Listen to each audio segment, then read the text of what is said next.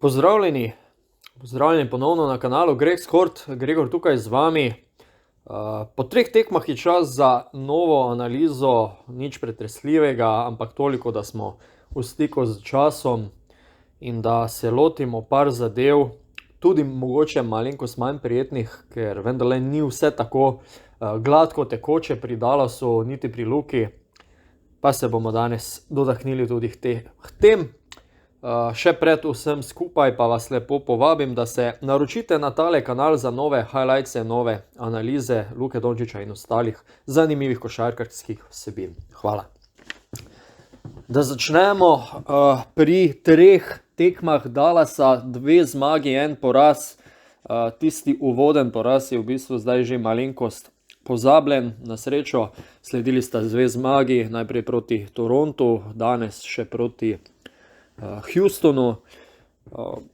Če se na hitro dotaknem druge tekme, se pravi srečanja proti Torontu, prva četrtina je kazala zelo podoben, vsaj na zunaj zelo podobno podobo kot uvodno srečanje, kar me je v bistvu zelo razjezilo, posebno sredi noči, ampak na srečo se je igra Dallasa že v drugi četrtini pa vse do konca spremenila. Luka je nekoliko bolj spominjal na tistega Luko iz lanske sezone oziroma prejšnjih sezon, več vzel žogo nase, zadeval nekoliko bolj, bil torej bolj odločen, da bo zaključeval proti košu, in to se je potem tudi zgodilo, rezultat pa zmaga.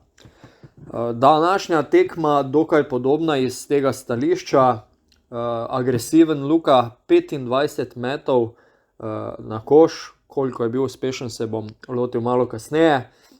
Skratka, ni več nekega zaviranja iz prve tekme, da bi temu tako rekel, no. Pa seveda, da takoj razjasnim zadeve, Luka ni Dallas oziroma Dallas ni Luka. Dallas je celota, Luka je samo tisti, ki ga mi malenkost bolj spremljamo, Slovenci in pa navijači, ker je pač naš, no. In smo malo bolj pozorni na to. Vsekakor pa je fajn, če igra Dallasa sloni na več posameznikih, ne. Tako, zadeve so se nekoliko postavile na svoje mesto, še vedno lahko rečemo, da so vpeti v igro vsi člani zasedb, koliko so uspešni je pa drugo vprašanje. Luka seveda še vedno prednjači kot prva violina,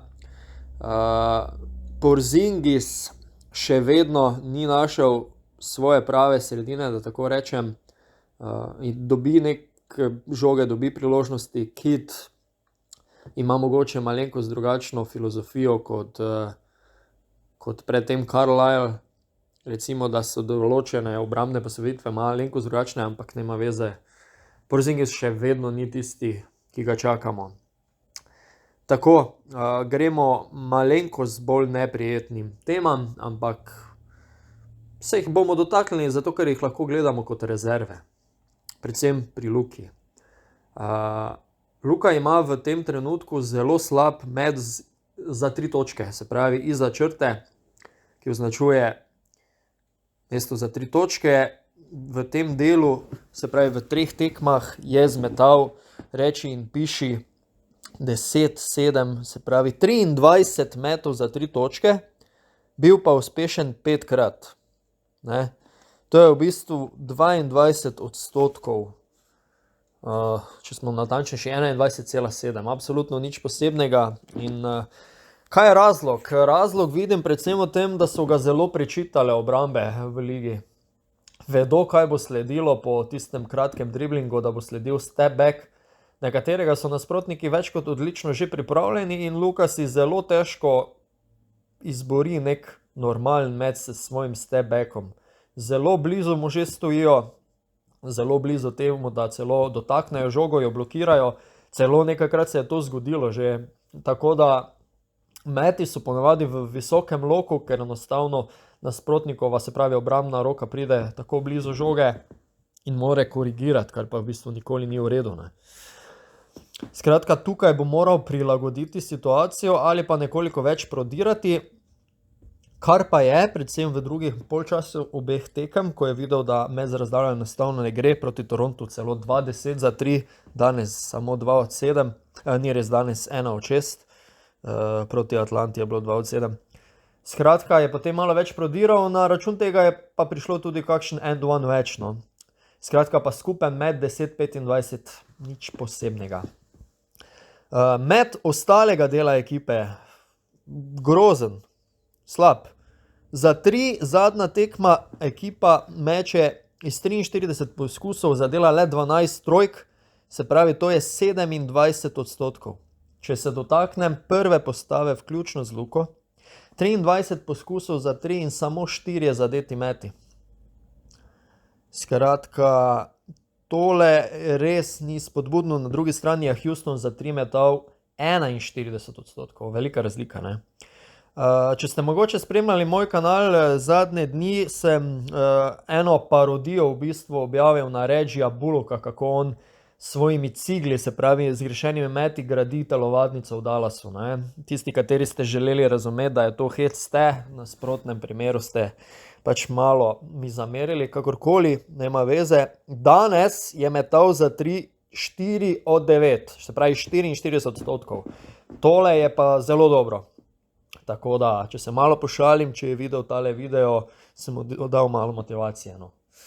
Hec, skratka super, odlično Bullock. Na drugi strani oziroma zraven njega izklopi pa tudi Maxi Kleber 3 od 4 trojka. Tako da osta 2 svetleči točki, no, da temu tako rečem. Čakam v bistvu na en zelo zanimiv podatek, Iztok Franko ga bo podal glede potencialnih asistenc Luke na zadnji tekmi.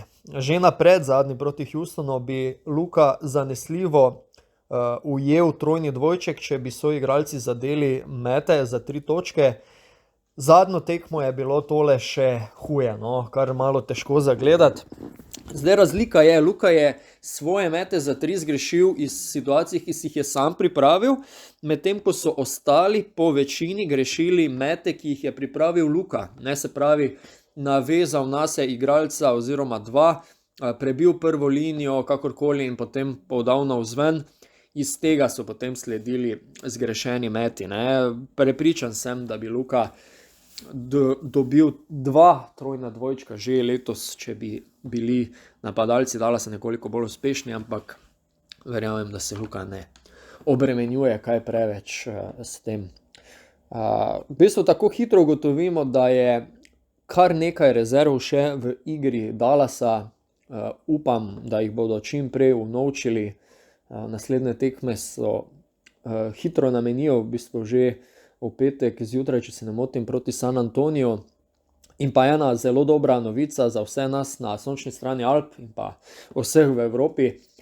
Mislim, da ob 8:30 uri večer v nedeljo tekma proti Sacramentu. Predvajala bo jo tudi ena izmed športnih televizij v Sloveniji, tako da bomo tole lahko podrobneje spremljali ob normalni uri, da tako rečem. V redu, tole je bila zdaj le ena kratka analiza, zelo me zanima vaše mnenje spodaj, kaj mislite o povedanem, ste vi videli kaj drugače, kakorkoli, vsak vaš komentar bo zelo dobrodošel. Hvala še enkrat, da me spremljate, za podobne analize in pa ostale highlightse pa predlagam, da se spodaj naročite na ta kanal, tale zvonček, ki se potem pojavi, vam omogoči takojšno pridobitev posnetka, ko ga objavim. Tako da je fajn, da se tudi tale zvonček klikne. Lep dan želim še naprej, lepo zdrav, pa še en hiter intermezzo, no, da še s temle zaključimo. Danes 2 zelo zanimivi tekmi, če ste slučajno v Ljubljani. Ob 8 uri obe, žal, Union Olimpija proti francoskemu predstavniku, mislim, da je Burgos, ne, Burgo, ne me zdaj za roko oziroma za jezik vzeti kakorkoli. Glavnem francoski predstavnik v Evrokupu proti Olimpiji, zelo zanimiva tekma. V Stožicah v Tivoliju pa Ilirija igra pokal Alpe Adria proti hrvaškemu predstavniku. Srečno, lepo zdrav, do naslednjič. Gregor vas pozdravlja iz Gregskorta. Dio!